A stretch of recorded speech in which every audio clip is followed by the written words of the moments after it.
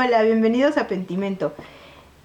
Esta semana vamos a hablar de un cuento de Hemingway que se llama 10 indios, pero antes de hablar de ese cuento quiero hacer un preludio de un descubrimiento muy grato y muy importante y muy interesante, y tengo que hacerlo porque tiene que ver con el cuento. En este cuento hay un personaje que se llama Nick Adams, y aunque nunca menciona su apellido, es Nick Adams. Ahora, Nick Adams es uno de los protagonistas del cuento de Los Asesinos, también de Hemingway, que es así como el cuento.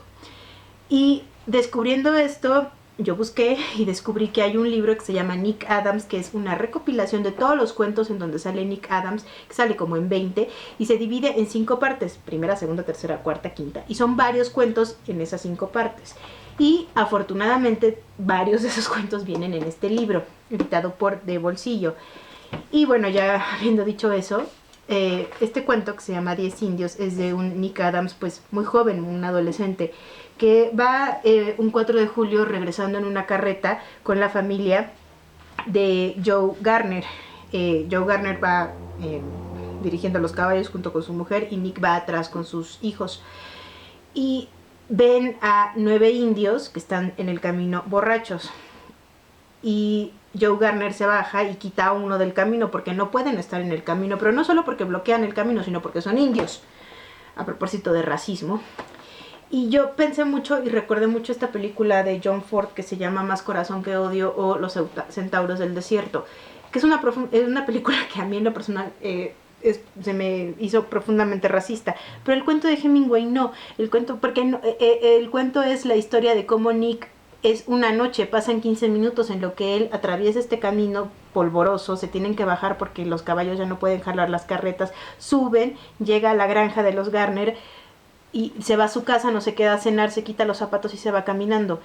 ¿Y qué es lo que pasa en ese inter? Bueno, cuando empiezan a hablar de los indios y de que, bueno, los indios son borrachos, los indios son mugrosos, los indios son lo peor que le puede pasar al país, uno de los hijos de los Garner empieza a molestarlo y a decirle que él tiene una novia india que se llama Prudence Mitchell y que le gusta y que está enamorado de ella y que si no le da vergüenza que a lo que huele su olor.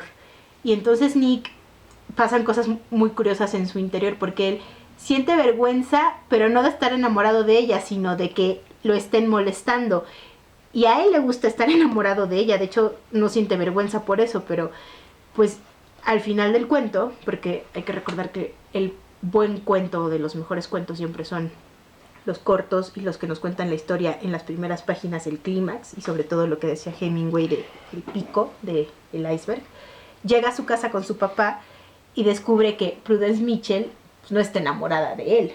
Y esa noche del 4 de julio inolvidable, pues su corazón se rompe, pero a la mañana siguiente ya es otra cosa. Y es un cuento chiquitito. Y fue muy chistoso descubrir ese personaje y darme cuenta como lectora y como admiradora de Hemingway, que es un personaje que sale en muchos de sus cuentos.